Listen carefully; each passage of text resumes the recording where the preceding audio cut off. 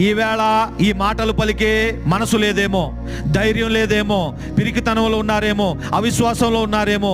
కానీ ఏదో ఒక రోజు వస్తుంది, ప్రమాదంలో మీరు చిక్కుకున్నారేమో, అపాయంలో ఉంటారేమో.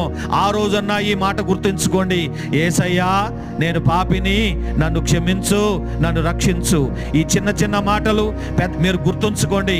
ఈ మాటలు ఎప్పుడైతే మీరు పలుకుతారో, మీరు దేవాది దేవుని సృష్టికర్తను మీ ఒంటిలోనికి మీరు ఆహ్వానిస్తున్నారు. యేసుక్రీస్తు మనలోనికి వస్తున్నాడు, తండ్రి దేవుడు మనలోనికి వస్తున్నాడు.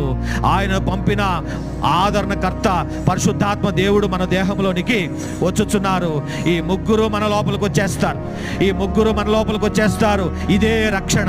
ఎవరి ఒంటి నిండా త్రియేక దేవుడు ఉంటారో వారు రక్షింపబడిన వారు.